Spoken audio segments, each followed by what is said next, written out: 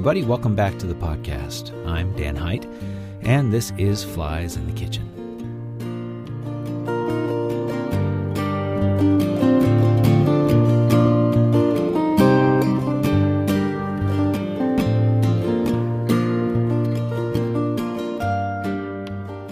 Ruvane. That's all you need to know. Well, actually, there's quite a bit to know about Ruvane, and I wasn't even able to get to it all in this conversation. The things we did talk about, however, I think you're going to enjoy. Ruvane has been making music his job for over 20 years. Check out this song, Ruvane's song, Land for Sale, from his 7th album, Elevate, released in 2012.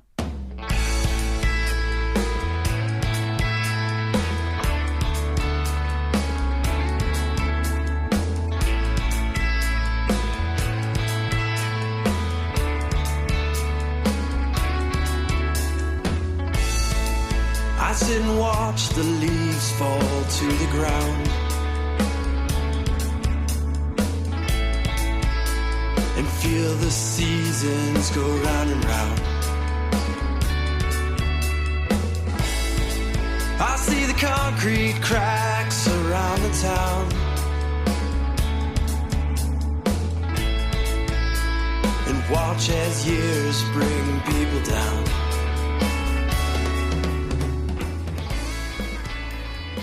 He has been all over the country spreading his unique style of original songwriting, many times, including looped beats, harmonic and melodic lines, and always just plain ambiance and atmosphere.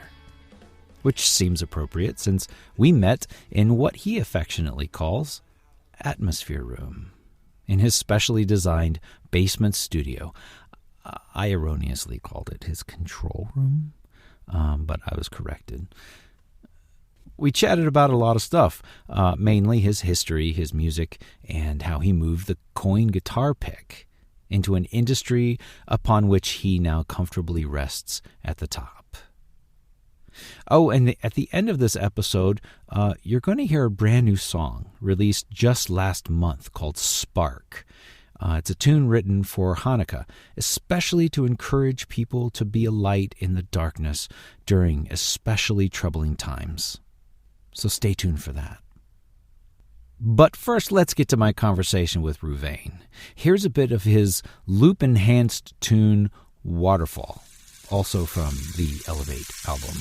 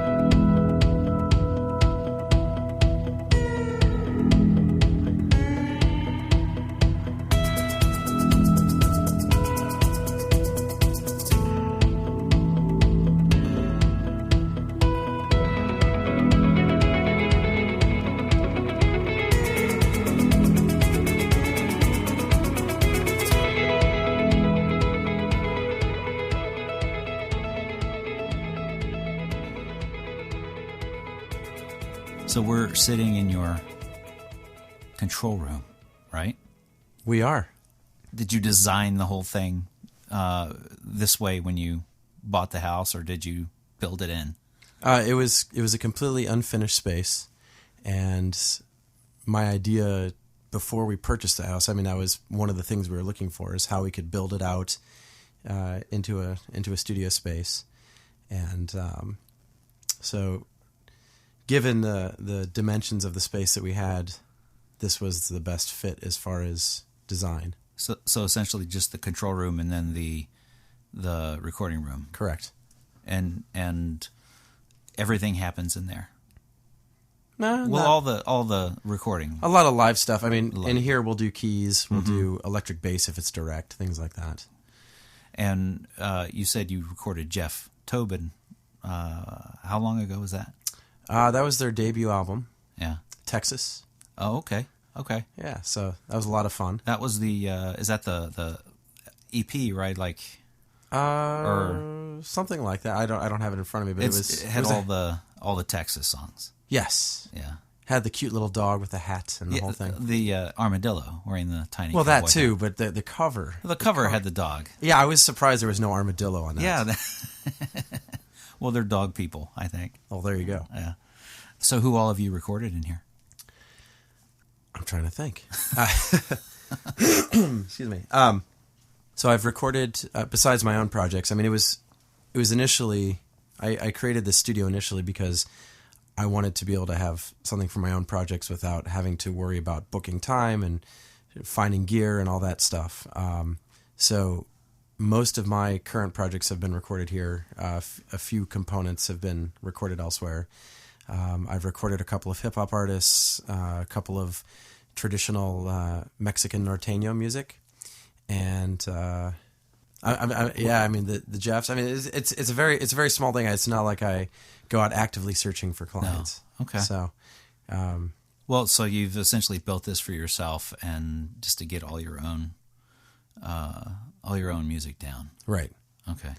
And then, like I said, if somebody is brought to me and said, hey, this is my friend, they're a really good musician, would love to do an album. They were looking for somewhere to do it. And, or somebody like Jeff, who's a friend and, wanted a place to record. And Have you recorded everything here then?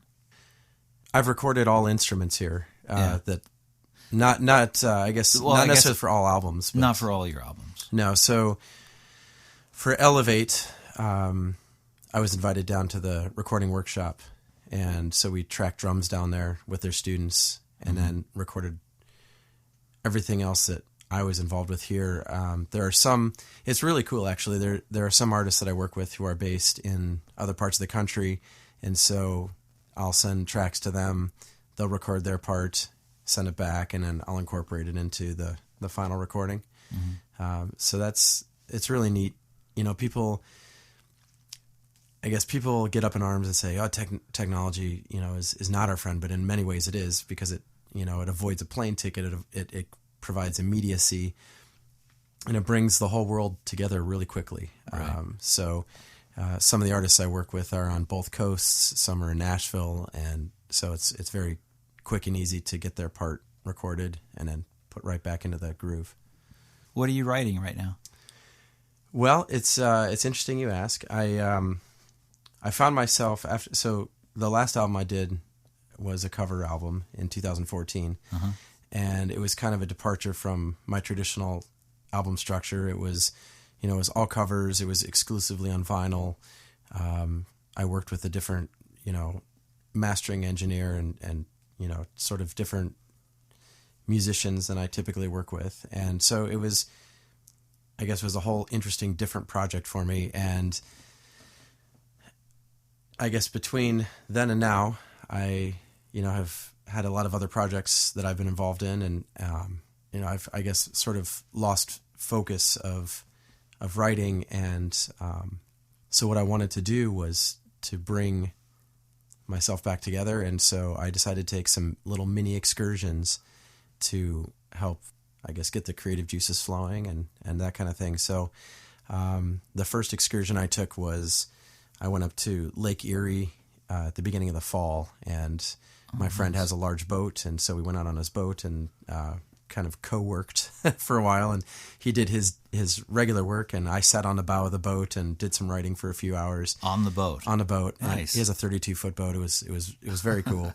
And so, that kind of jump-started the process, and then a few weeks ago I was down in Austin visiting my brother and doing a few random assorted things, and so I had some time to do some writing there as well. And so I guess my intention is to just sort of do these little excursions, a couple of them, maybe a few more, I don't know.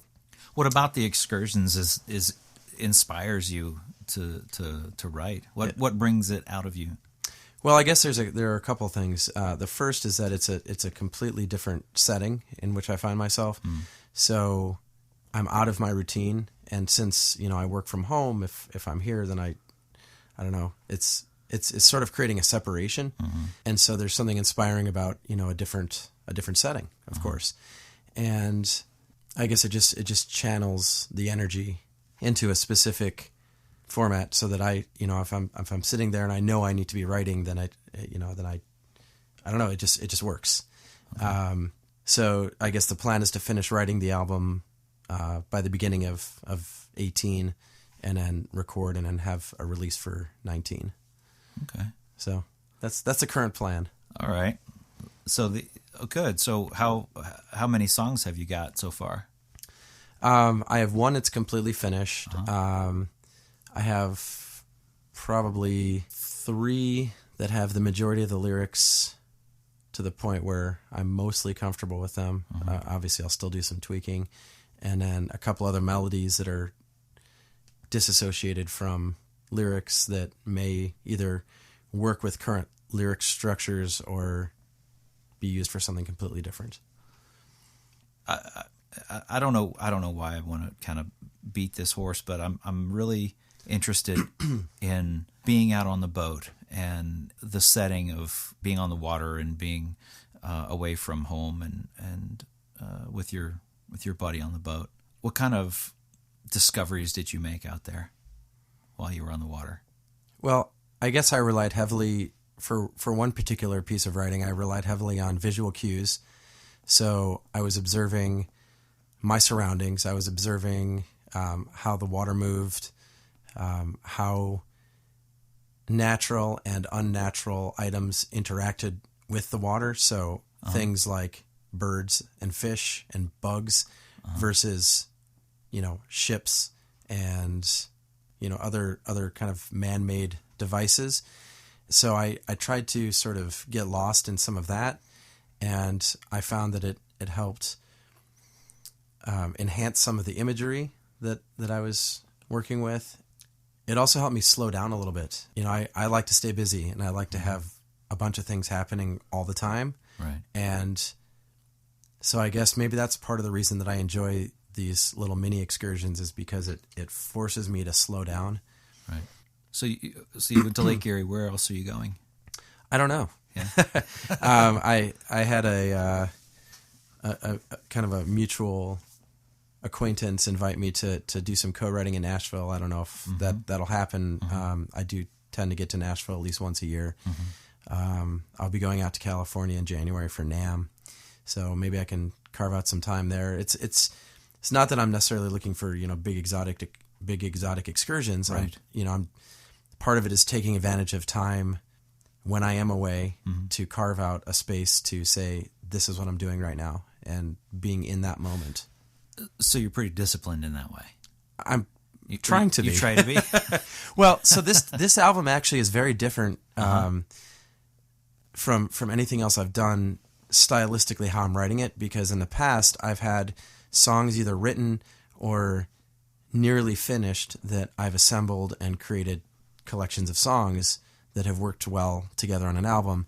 This one is truly being written from scratch, except for one song that I knew that I wanted to include that but it's still a relatively new song. In the past, not only have I taken new songs, but I've taken songs from really early in my career that were never recorded, or things that I wanted to explore further and see how I could apply a recording technique or a style from my current self versus 20 years ago when I started doing this. So I guess this is kind of new to me as well. Okay. So it sounds like you're starting with I'm putting out an album, then I'll write the songs. So instead, most people will write a lot of songs until they have enough to put on an album. Right. You've made the decision to put out the album, and then now it's just time to put something on it. Well, I think that that's important for this particular situation because it forces me to create a real timeline and deadline. And if I just say, well, I'm going to write some songs and then someday it'll go on an album, I guess in my mind I feel that I'm due to release new music. It's been a while since I've had an original album out, and so I want to sort of maintain that. What are you most excited about for this one? It's a good question. I think in many ways I'm just excited about the process because it is so different from other, writing procedures I've gone through in the past. And I think that, going on these experiences, it's not like I'm visiting somewhere I've been 100 times. It was my first time on this boat in that lake. It's my first time to Austin. So these things all sort of created a new vibe for me, and so it was to basically embrace the unexpected, and I think that's kind of cool about it, just to take it all in and respond to it as it's hitting my senses. That's exciting. You sound thrilled. No, that sounds really it really sounds exciting. It's inspiring because I'm not, the idea of creating an album kind of really terrifies me a little bit. I don't know about terrifies. It kind of it intimidates me a little bit because I did do one and it took almost everything out of me, just getting it done. And it's a big process. And I already had written the songs, so I already had that part done. And writing for me I'm not very disciplined at it, and so it takes me a while. Well, and that's the same with me, and that's, I think, one of the reasons that I came with this approach, because I hadn't written a lot of new music for some time, and because I'm constantly gigging and, some of the other aspects of my musical life, I had put writing on the back burner, and so I wanted to really embrace that and foster it. I hadn't fostered that or encouraged that side of my creative brain. Right. I'll find 10 different ways to, manipulate a song live, or, focus on a live looping piece or something like that. But as far as the creation of something completely new, it was important to me to really embrace that. So let me ask you about your style, because you've got kind of a unique style. I've heard a lot. You're welcome. You're welcome. I've heard a lot of people try their hand at looping, and sometimes it's great, and sometimes it makes you want to jump off a bridge. You know what I mean? So I hope you're not looking to swim tonight. No. Okay, good. No, I like your style. I like the way you do it. I like your style, Dan. Oh, thanks. Well, flannel's pretty good tonight. I want to know how you kind of developed that, because it seems like a real specific and disciplined kind of approach to making music is to use that kind of technology. Well, it's interesting. I actually spent some time thinking about the evolution of using pedals in my show, and when I first started as a coffee house singer and that kind of stuff, I was really against pedals actually, and I was really into the natural sound, and I've sort of created rules for myself regarding the looping. So there are a couple things. Number one, I won't pre-record something in the studio and bring it out as a backing track. For me, and that may work for others. For me, I want it to be more dangerous. I want to have the chance of making a mistake in front of an audience and having the wherewithal to get out of that mistake. So nothing pre-recorded. I will only loop things that I can do organically. So something strummed or beatbox or shakers. Like I won't bring a drum machine, for example. Even if I do it live, I won't use a drum machine. Okay. But back to your original question, how did it sort of start? So in 2009, I don't even know what sparked the idea, but right around 2009, I got a looper, and it was far before, most mainstream folks were using them. And, obviously looping goes back to, the 60s at very least. But no one had really been doing looping besides Keller Williams. And I don't really listen to him. I had heard of him. But I think maybe that's how my style evolved, was that I didn't have anyone to really emulate. I just saw something that I thought was really cool, and I thought about how can I do something super interesting without the cheese factor. So I think that might have been how, I guess, my style evolved, because like I said, I just wanted to do something different, and I've pretty much always been a solo artist. A lot of people have commented to me in the past that, oh, most people start as a band and then spin off a solo career or whatever. For me, it was easiest to get gigs when I knew I didn't have to worry about anyone else rehearsing. I didn't have to schedule anybody else's time to get to the gig. So I just started as a solo artist, and I certainly have a band version of what I do, but it was another way of sort of exploring simultaneous multiple sounds that I couldn't just get strumming an acoustic guitar. Okay, so you have your rule. Those are the two rules are the no pre-recorded tracks, no drum machines. Anything else? I tend not to want to loop electric guitar. I tend to keep it acoustic. So even if the acoustic is manipulated with a delay pedal or a chorus or something like that, so I call what I do acoustic loop. And so yeah, I guess those are the rules. Certainly can be broken at a later date. They're not set in stone, but that's how I'm currently living my looping life. How do you fit your writing into that with lyrically? I think it's more the other way around. Okay. I will fit looping into an existing piece if it's appropriate.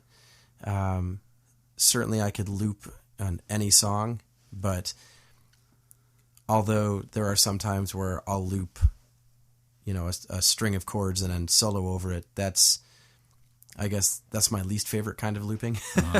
I prefer sort of creating something multi-leveled, different things happening at the same time.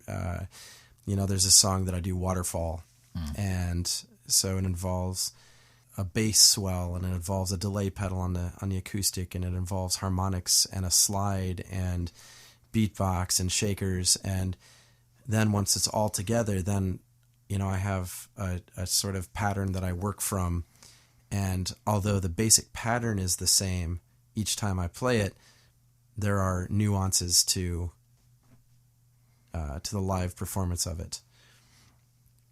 So that's what I guess sort of gives it its structure as an actual looping song, and not just, I'm going to try something new right now. What was your pre-looping writing, like going back to where you started to begin with? When did you start writing songs? That's a great question. I know that I certainly polished songs that I had written by about 1996.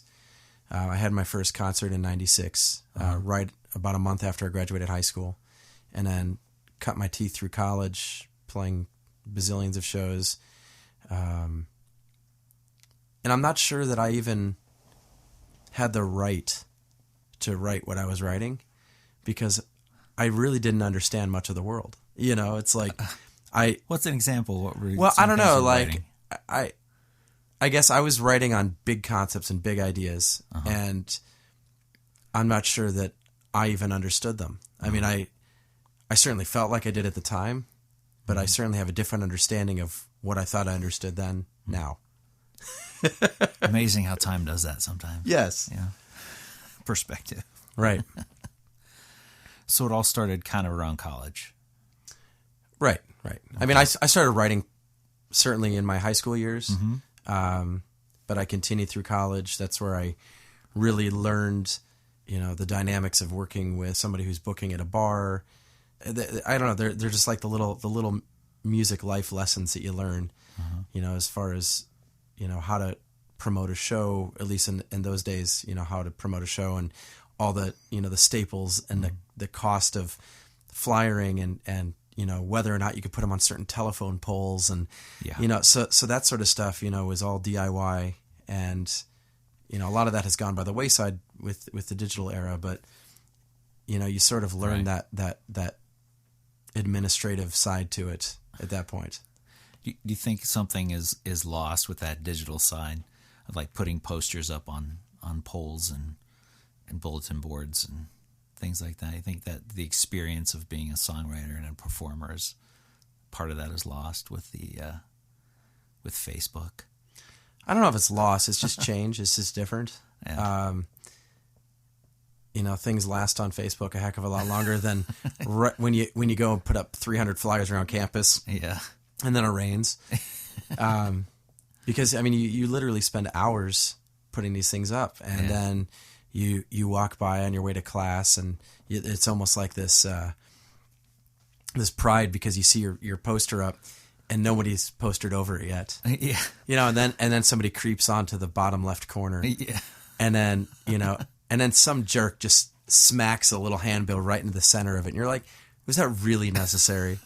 So that you get all that experience. But I think that you have to go through a lot of that to I guess give you that understanding and that humility. Yeah. Did you did you grow up in Columbus? No, I grew up in Iowa. Iowa. What was that like? It was great. Yeah. Good Midwestern experience. Probably very similar to this area. Yeah. The weather was certainly colder there in the winter. Certainly a lot more snow. But people were similar. Uh-huh. I grew up right next to Omaha, so it's a reasonably large city. And any brothers or sisters? Yeah, I have a younger brother and a younger sister. Oh, you're the oldest then, huh? I am. By how much? We're each spread by 4 years. Oh, okay. Any of them musical? I think they, sort of had a passive interest in music. Yeah. My brother, plays a little guitar. All three of us learned piano and strings and horns and all that kind of stuff. But it was, in the context of school. Mm-hmm. Okay, so high school, you got kind of the music and the writing bug, and kind of went into college and started gigging around. When did you decide that this was what you wanted to do for a living? Well, I was pre-law at Iowa, and I switched to pre-rockstar because I thought it sounded like a lot more fun. And that was probably the moment. When I graduated, I certainly needed gainful employment. Yeah. So, I worked at a number of jobs before now. So I've been fortunate enough to be full-time for about 7.5 years now. Wow. So, congratulations. well, thanks. I'm very thankful. And in addition to all of this, we haven't even talked about the picks.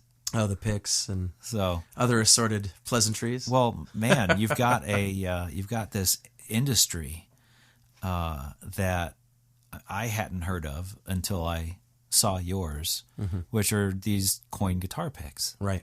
And is this something that is common in other places, or is this kind of a niche that you've kind of taken hold of?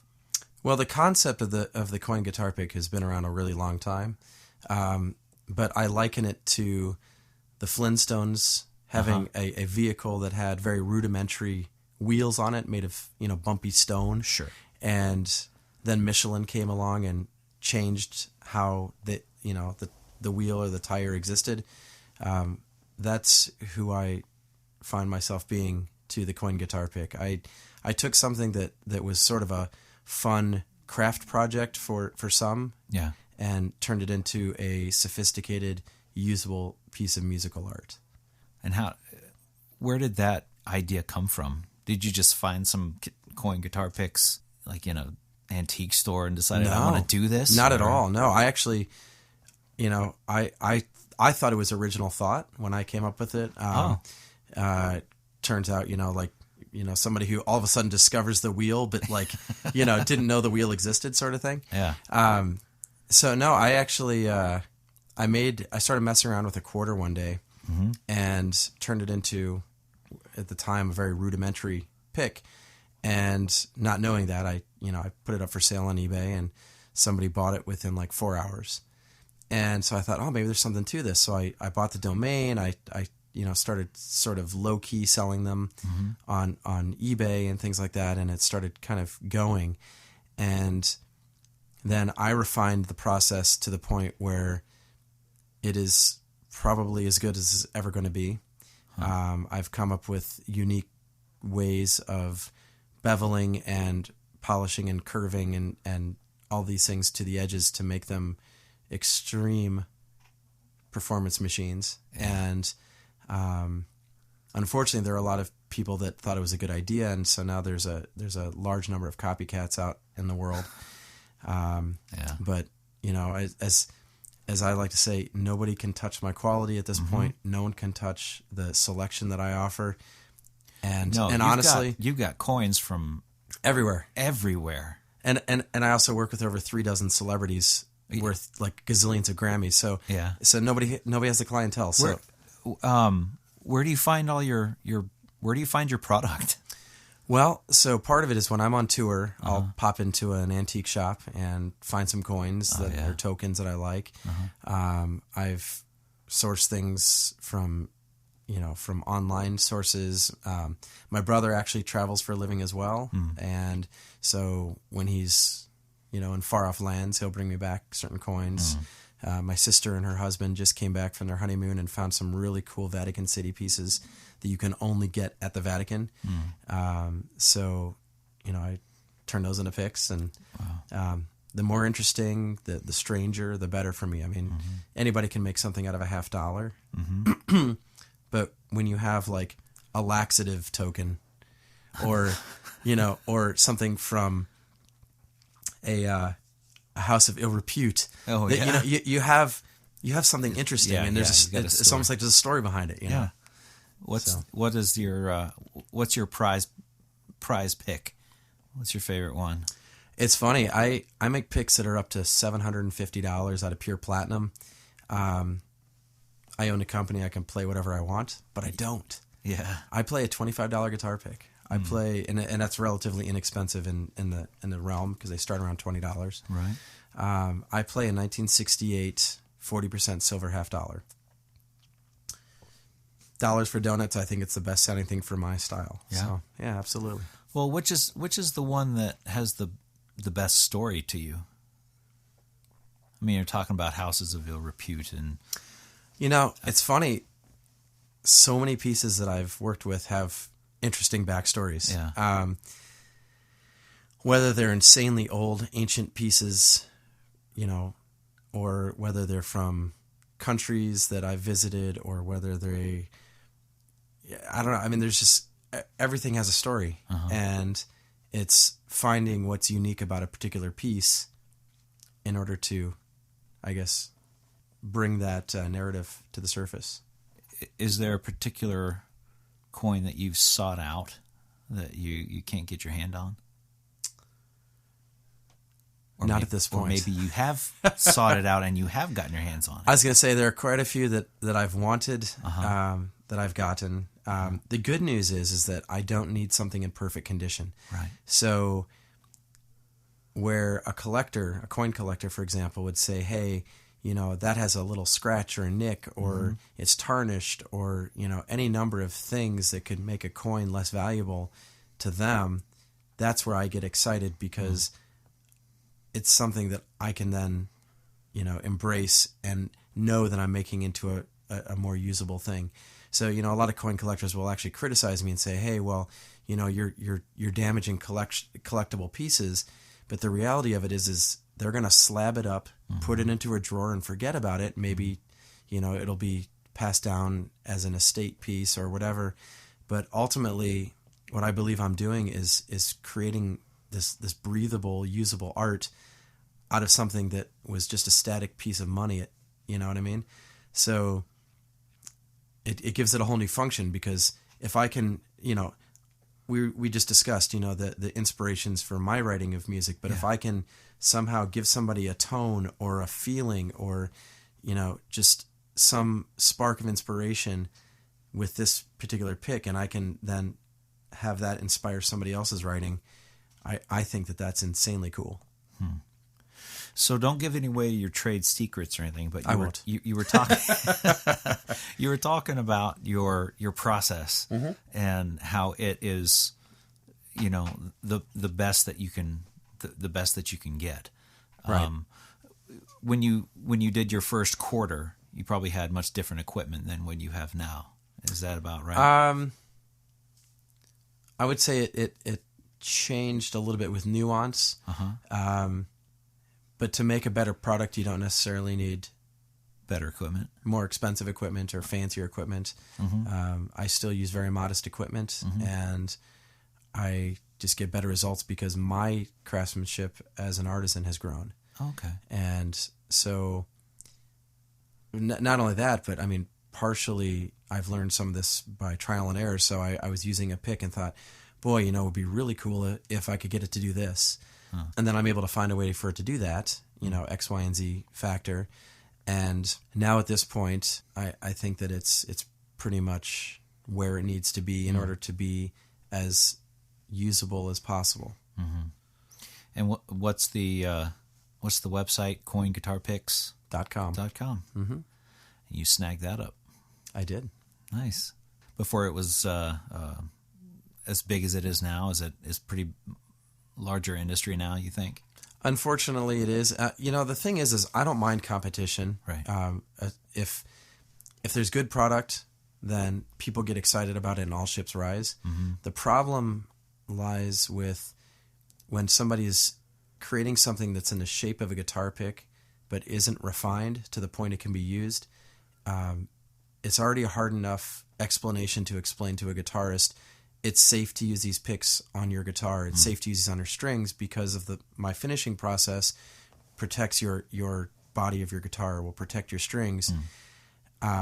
When I guess an inferior product is introduced, then cuts somebody's strings, then I have no chance of explaining why mine won't do that because they assume all coin guitar picks are the same.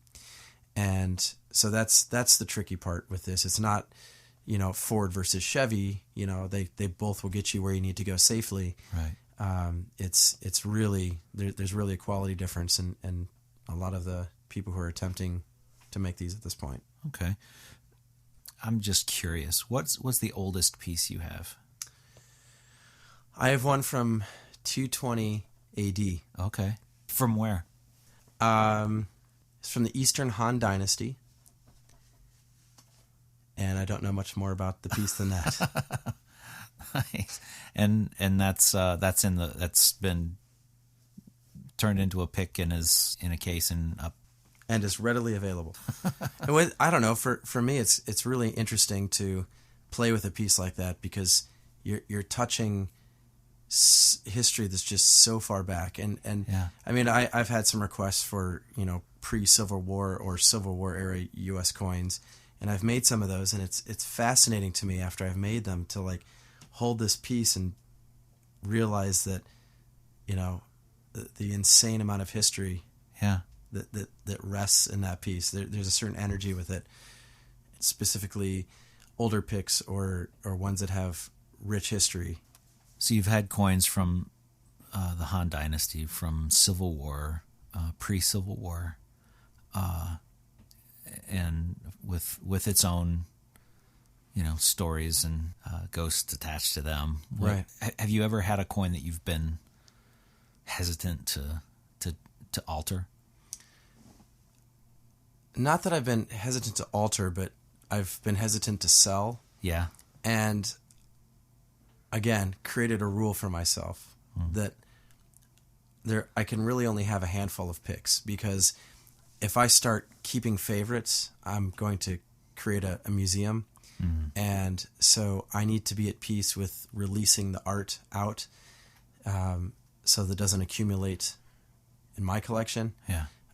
So I only have probably 4 or 5 of my own pieces. And I use them for specific purposes or, for, different styles of music or different settings. But it was important to me not to become emotionally attached to specific pieces, even if they were way cool. Yeah. There was one piece that I can't remember where it's from. It's actually on the site, but it has this beautiful peacock design on. It's a silver piece, and I can't remember the country, but it's 100, 200 years old, and it's beautiful, but it's something that I know that once I go down that road, that pretty soon you'll have a museum. Yeah, and that's that. My intention with this is to inspire other artists not to hoard it all for myself. Well, like you said, you don't want to end up being in a container in a drawer. Exactly. Just to put away. Right. And I'm sure that I would do that because I do like collecting things. So I'm a huge Simpsons collector. So I do have collections of sorts, but picks is not where I want to be with that. Well, I don't know. I'm looking at this this little Tupperware container with about 500 picks in it right now. Well, those are, for studio use. Oh, okay. Yeah. So you need all those? No, but other people do.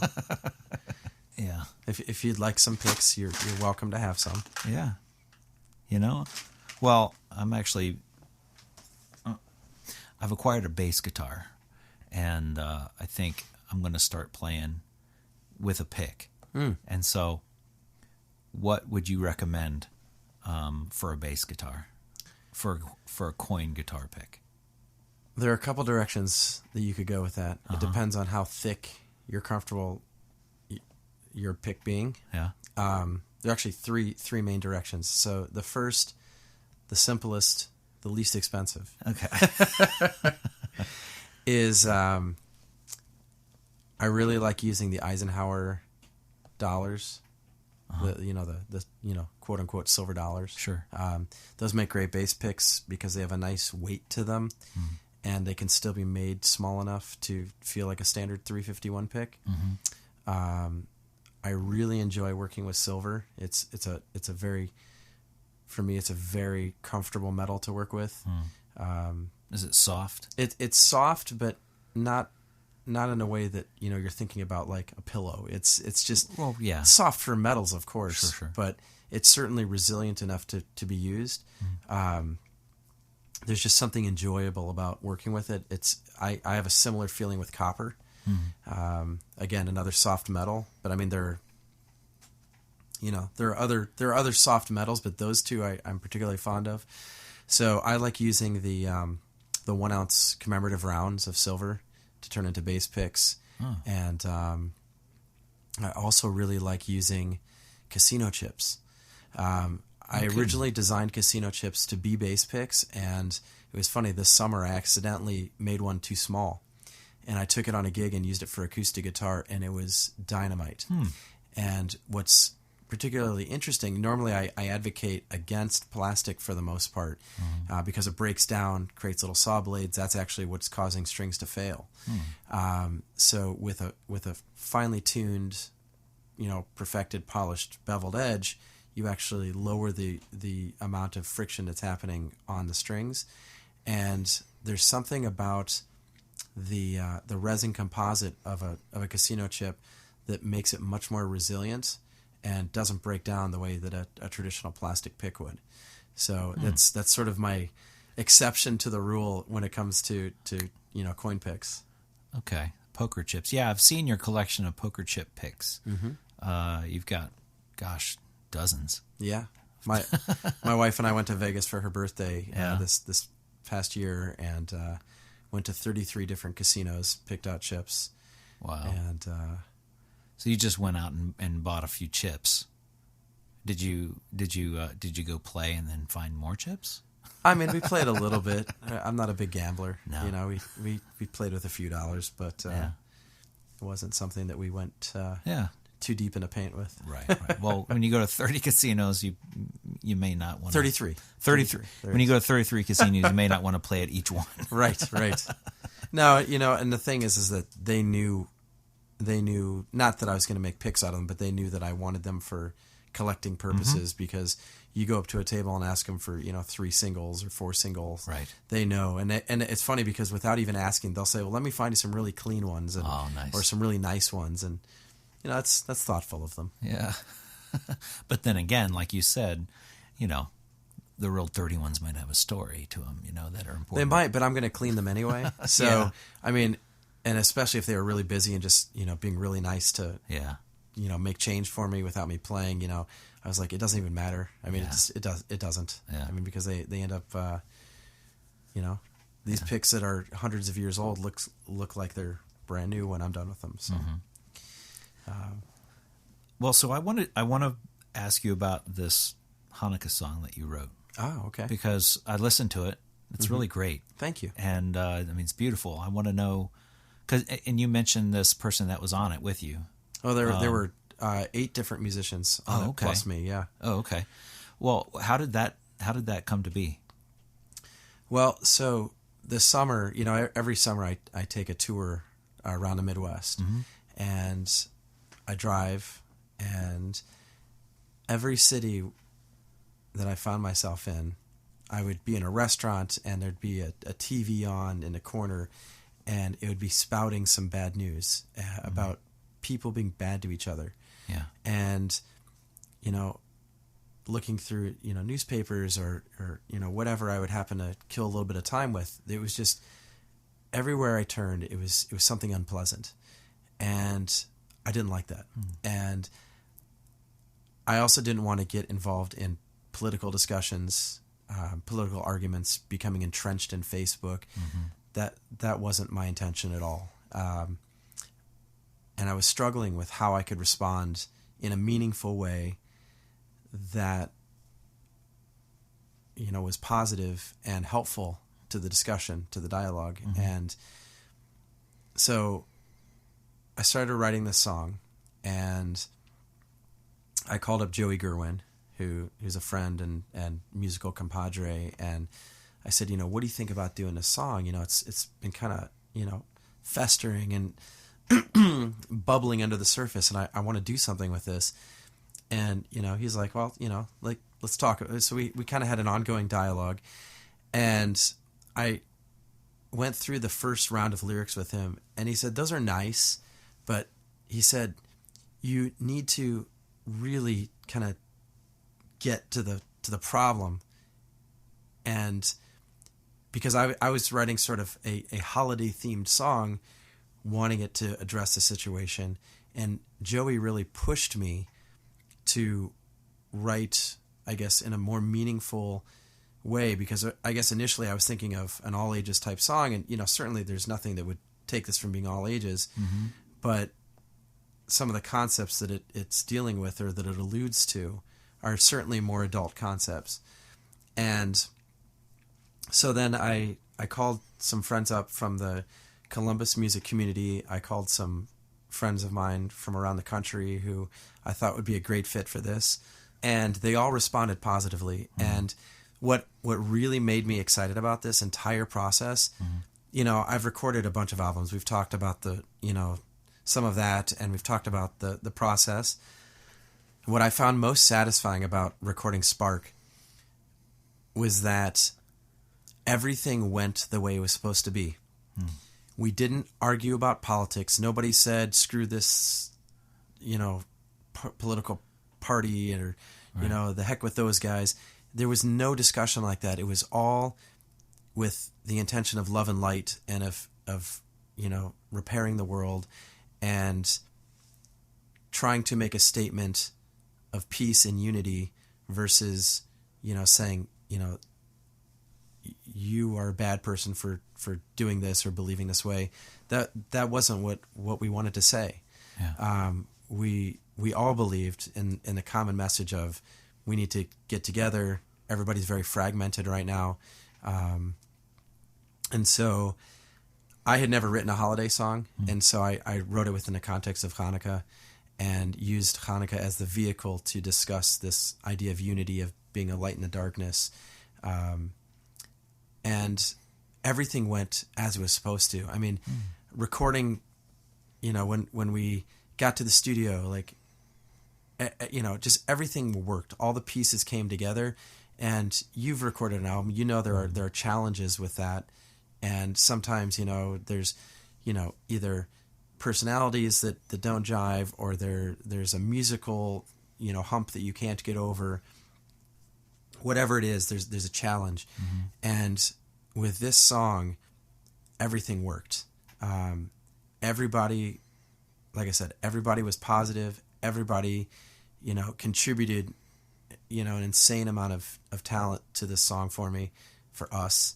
and it was really special. And like I said, timing lined up beautifully, and it just, I don't know, it's hard to explain. Just everything worked, and oftentimes when you finish a project, you're like, oh my gosh, I'm so glad that's over with. Yeah. Like with this, I didn't feel that way. I just felt gratitude, because everybody just brought so much positivity to the idea, and it was awesome. Well, it sounds like it was a very cathartic experience for everyone who was part of it.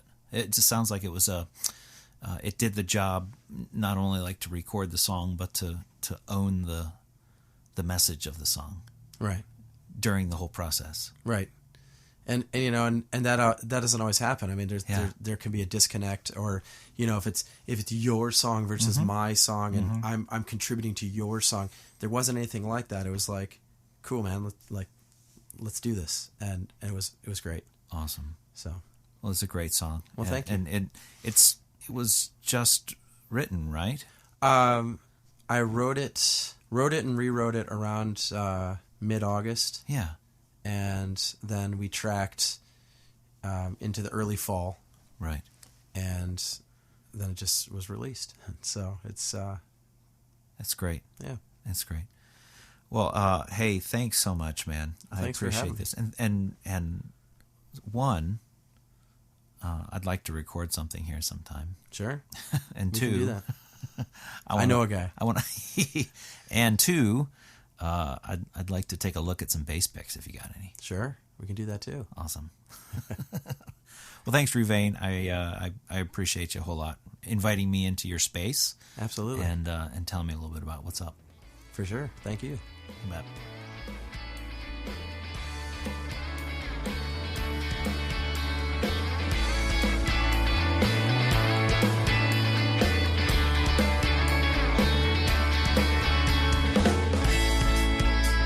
There used to be a cornfield near my house. The people thought they should build them all. And even though the building still stands tall, the farmers laugh, it'll still be theirs after all.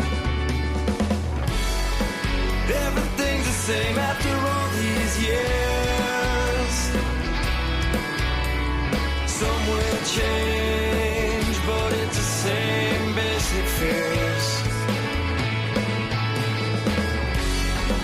People come and go, buildings fall to the ground. Silence is the only sound.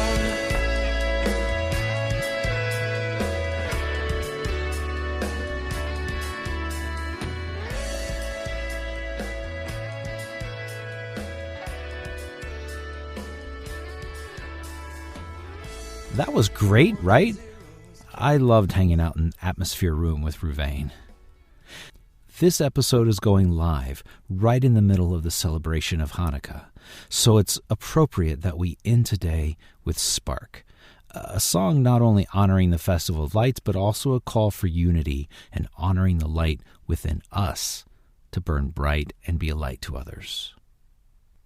So check out this episode's page for links and pictures, including one of that peacock coin Ruvane was talking about, plus a couple that I brought home with me. Hey, thanks again, everyone, for listening, and let's go make some stories. Hey, hey, hey, hey,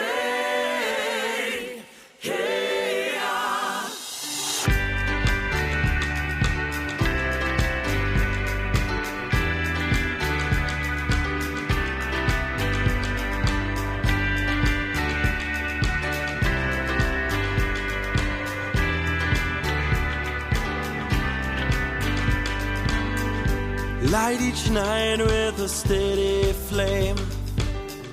Hear their stories and learn their names. Selling fear to whomever buys. Pray for a time that will stop their cries. Hey, hey, hey,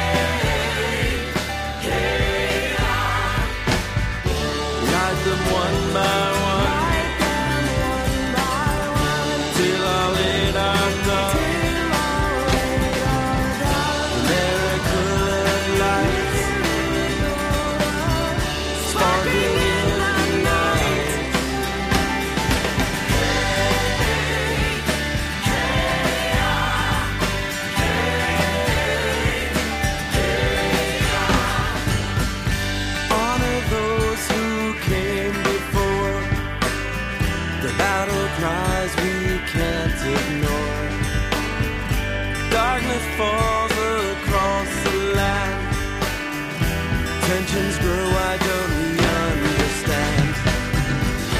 Light them one by one, till all eight are done. Miracle of light, sparkling in the night.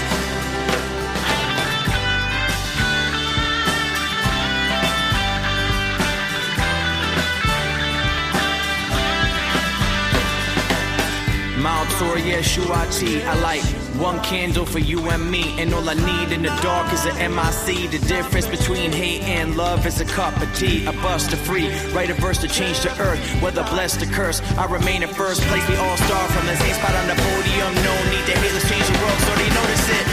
Light them one by one, till all eight are done. Miracle of light, sparkling